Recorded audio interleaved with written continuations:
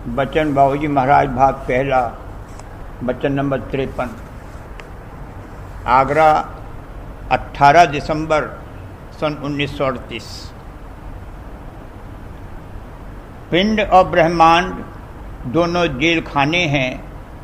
ब्रह्मांड में गति पाने वालों को बहुत बड़ा दर्जा और आनंद प्राप्त हुआ, लेकिन वो रहे काल और माया के कैद खाने में। सूरज शब्द योग द्वारा ही इस बंदी खाने से रिहाई और निर्मल चैतन्य देश में रसाई हो सकती है। सूरज को इस देश के बंधनों से छुड़ाकर उसको निज देश में पहुंचाकर स्वयं और स्वतंत्र सुख व आनंद प्राप्त कराने तथा उसके निमित्त जतन करने को परमार्थ कहते हैं। इसके लिए पहले तो इस बात की खबर पड़नी चाहिए कि हम यहाँ किस मुसीबत और तकलीफ की हालत में गिरफ्तार हैं, और भी यह कि इस लोक और देश में कभी सुख चैन और आराम नहीं मिल सकता।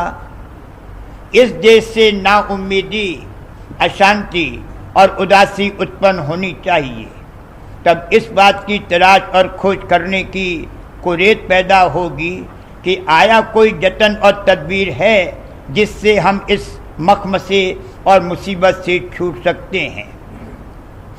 अपने अंदर में ये तजुर्बा और हालत पैदा हो तो कहा जा सकता है कि परलोक और परमार्थ की शुरुआत हुई। परलोक और परमार्थ तो नहीं मिल गया, मगर इसका रुख इस जानिब आया। वह जीव परमार्थ की जेल से कतई खारिज हैं जो सिवा इस दुनिया का सरोसामान मुहैया करने और उसके भोगने के और किसी कार्रवाई से सरोकार ही नहीं रखते, और जो कभी भोगने में कोई तकलीफ और विघ्न पैदा हो तो उसको दूर करने का जतन करते हैं, मगर सिर्फ इतने दर्जे में कि वो तकलीफ और विघ्न हट जावे और फिर पहले की तरह दुनिया के सुख और भोगें। यानी उनको इस बात की चिंता नहीं होती कि जिस दायमी बला और आफत में हम मुब्तला हैं और फंसे हुए हैं उससे छूटें और छूटने का जतन करें। वह जीव पशुवत हैं, उनमें और पशुओं में फर्क नहीं है। जानवर भी खाता है, पीता है और सब काम करता है, और जिस चोले में आया है उसमें सुख व आराम मानता है, और आगे के लिए कि किस वक्त किस चीज़ की ज़रूरत पड़ेगी उसके मुहैया करने का भी जतन करता है। इंसान किसी कदर ज़्यादा होशियारी के साथ और समझ बूझ व अकल से काम करता है। नर शरीर पाकर जिसको इस बात के जानने और तहकीकात करने की कुरेद नहीं पैदा हुई कि इस चोले में आने से पहले मैं कहाँ था और बाद इस चोले के मैं कहाँ जाऊँगा, उसकी श्रेणी पशु है। जो जीव माया के भोग विलासों में लिप्त हैं और सिवा उनको हासिल करने का जतन करने और भोगने के उनको किसी और बात का ख्याल ही नहीं है, वो किसी गिनती में ही नहीं है। इस देश के कायदे के मुताबिक एक मुद्दत तक यहाँ की आसरास में बरतने के बाद उनका नंबर आवेगा, और तब उनको इस बात का फिक्र पैदा होगा कि अपनी बहबूदी के लिए कुछ करना चाहिए। जब इस अवस्था पर जीव आया कि परलोक का कुछ ख्याल और फिक्र पैदा हुआ और उसके लिए कुछ जतन शुरू किया, तो अपनी अपनी चाह और कार्रवाई के बमूजिब उसमें बहुत से दर्जे हैं। असली और सत्य परमार्थ जो सब अर्थों के परे का परम अर्थ है, वो तो यही है कि सूरज सब बंधनों को तोड़कर और कैद व जेल खाने से छूटकर जिसमें वह इस वक्त गिरफ्तार है उस देश में पहुँचे जहाँ से वह आदि में उतर कर आई थी। इस अर्थ की प्राप्ति के लिए जतन करना परमार्थ है, और बाकी जितनी कार्रवाई हैं उनको परमार्थ के नाम से इस देश में पुकारा जाए वो सब परमार्थ से खारिज हैं। वैसे तो जिसने जिस अर्थ को सबके ऊपर रखा है उसके लिए कार्रवाई करता है, वह उसी को परमार्थ कहता है। कोई शुभ कर्म को परमार्थ ख्याल करता है तो कोई परोपकार के काम करने को ही परमार्थ समझता है। शुभ कर्म करने वालों और अशुभ कर्म करने वालों में कोई ज्यादा फर्क नहीं है, सिर्फ इतना कि एक सोने की बेड़ी है तो दूसरी लोहे की, दोनों ही जेल खाने में हैं। असल में इस जेल खाने से छूटने का जतन करना चाहिए, तो करें क्या? पहले उनको यह तो मालूम हो कि हम जेल खाने में हैं। हाल इन लोगों का, यानी शुभ कर्म या परोपकार या इसी किस्म की कोई कार्रवाई करने वालों का, या उनका जिन्होंने खूब विद्या उपार्जन की है और बुद्धि को जगाया और बढ़ाया है, ये है कि इन लोगों को समझाना न सिर्फ मुश्किल बल्कि करीब करीब नामुमकिन है। जाहिर में बड़ी दीनता का बर्ताव दिखलाते हैं, मगर अंतर में अहंकार की पोट लिए हुए बैठे हैं। यह लोग भी किसी गिनती में नहीं है। अगर नेक नियति से शुभ कर्म या परोपकार आदि किए जाएं तो उसके फल में इसी जन्म में ख्वाह दूसरे जन्म में यहाँ के सुख और आराम मिल सकते हैं। अगर कोई तप वगैरह किए तो इस लोक के परे गंधर्व लोक, इंद्र लोक, राम लोक, कृष्ण लोक, स्वर्ग वैकुंठ आदि लोकों में वासा मिल सकता है। वहाँ यहाँ की बनस्पत सुख ज्यादा साफ और देर तक ठहराऊ है। अगर योग के अभ्यास जैसे प्राणायाम, अष्टांग योग, मुद्राओं के साधन वगैरह किए और कोई गति हासिल की, मसलन पिंड के नाके पर पहुंचकर जोगी गति और उसके परे योगेश्वर ज्ञानी गति प्राप्त की, तो वो बेशक बड़ा दर्जा है और उसके प्राप्त करने वाले महात्मा पुरुष कहलाए, मगर रहे जेल खाने में ही।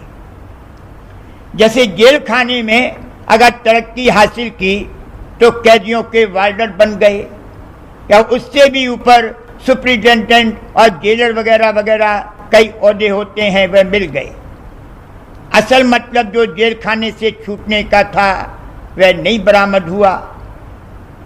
वास्तव में बात तो यह है कि संतों के आने से पेशतर जुगान जुग बीत गए, मगर किसी को ये भेद नहीं मालूम हुआ कि पिंड देश और ब्रह्मांड देश, यहाँ तक कि पार ब्रह्म पद भी जीव के लिए कैद खाना और जेल खाना है। नीचे का घाट या लोक या देश जो कि मलिन और अपवित्र है, उसको उन्होंने जरूर छोड़ा और ऊपर के घाट पर जो पाक और पवित्र है जाकर बैठे, मगर यह उनको नहीं मालूम हुआ कि जेल खाने से रिहाई नहीं हुई। ब्रह्म पद में पहुंचकर उन्होंने आनंद प्राप्त किया, मगर वह अमर आनंद नहीं है। आनंद उसको कहते हैं जो बिना परिश्रम और मेहनत के हासिल हो।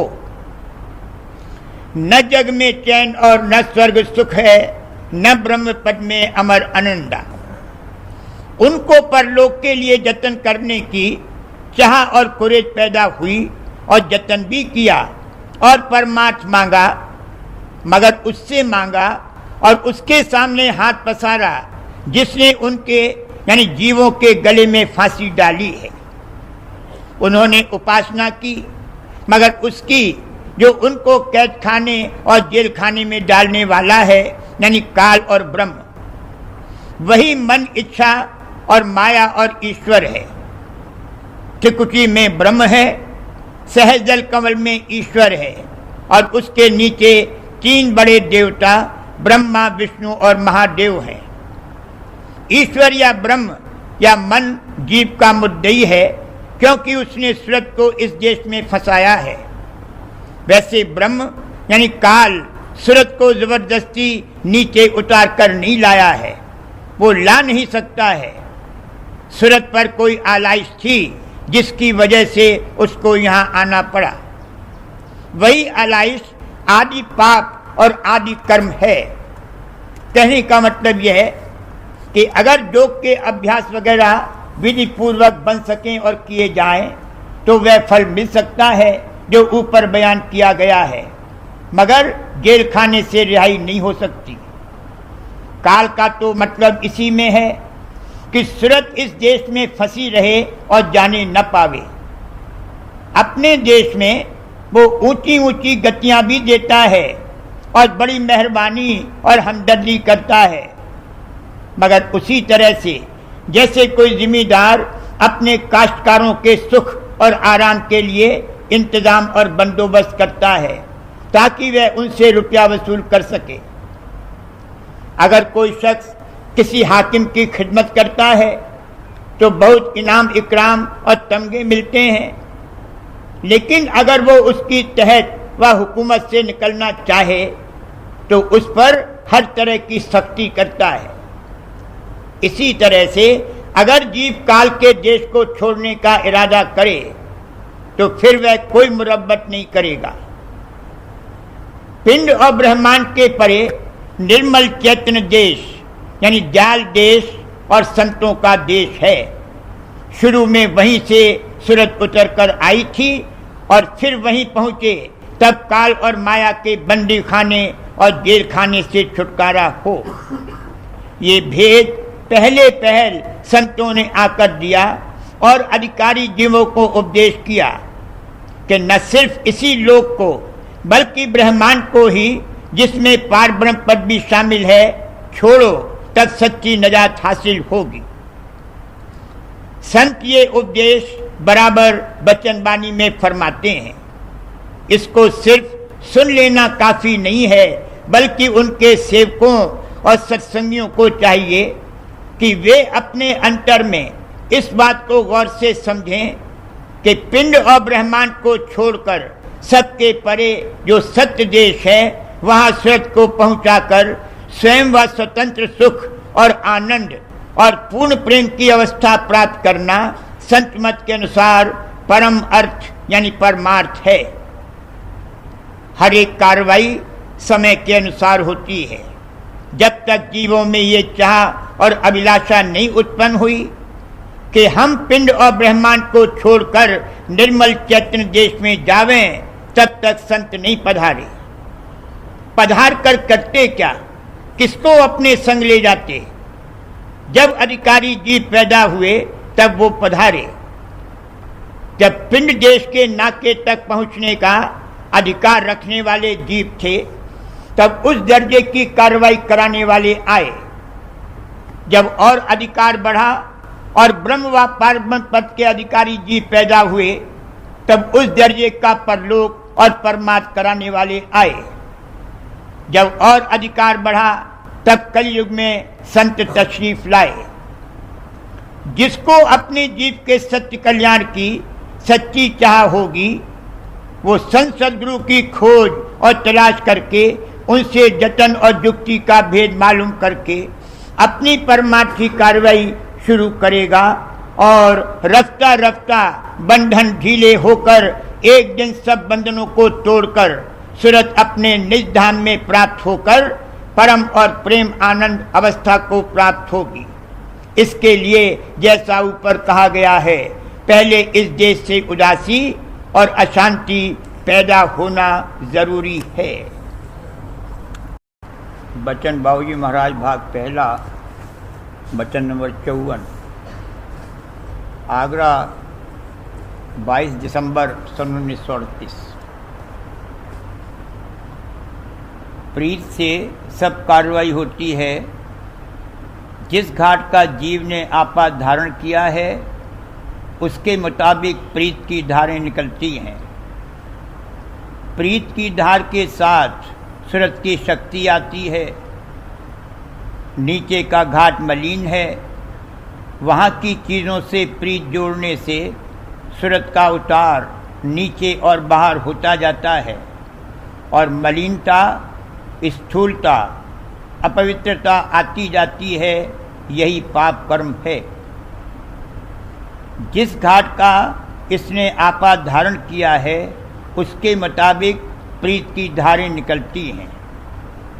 वहाँ सामान मौजूद रहता ही है, उससे संबंध करके कार्रवाई करने लगता है। प्रीत से सब कार्रवाई होती है।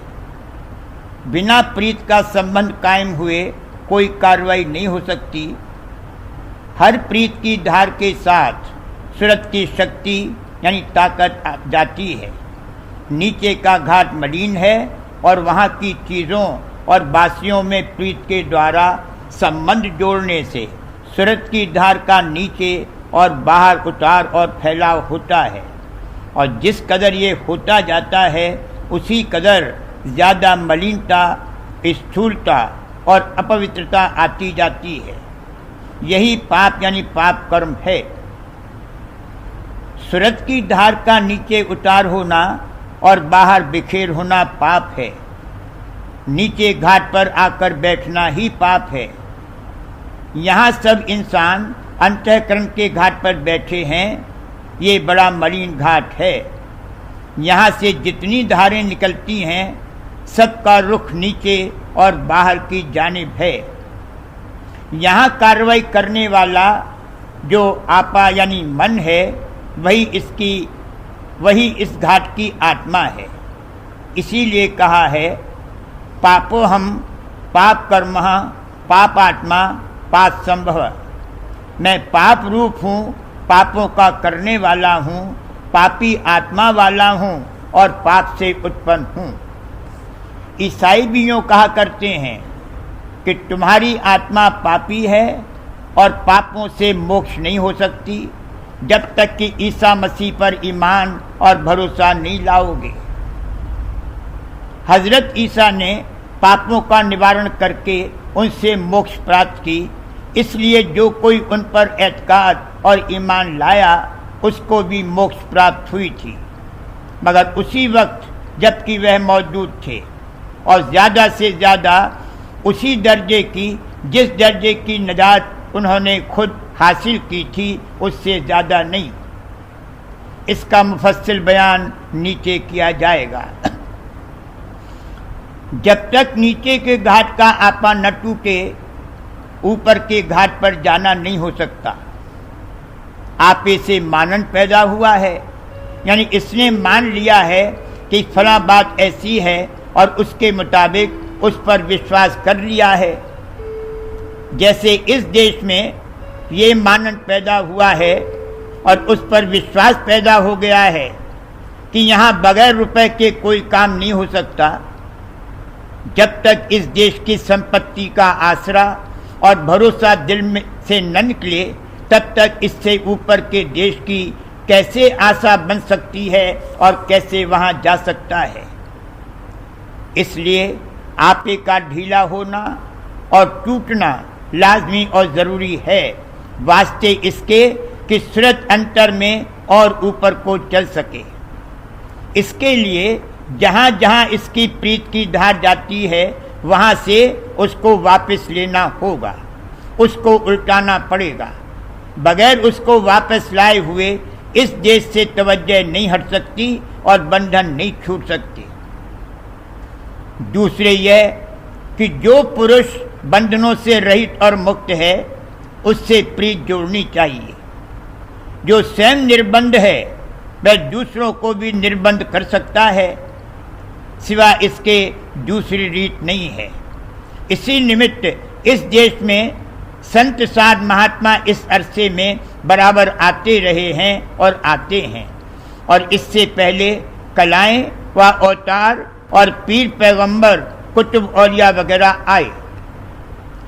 जब जिस देश या लोक में जाने का अधिकार जीवों में पैदा होता है तब वहाँ से कलाएं और अवतार वगैरह आते हैं और वो अपने से प्रीत जुड़ाकर इस देश से छुड़ाते हैं और उस देश में ले जाते हैं जहाँ से कि वह आते हैं।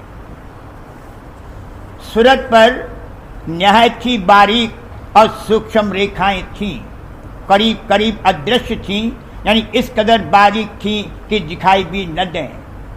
वही मूल कारण सूरत के नीचे उतार होने का है।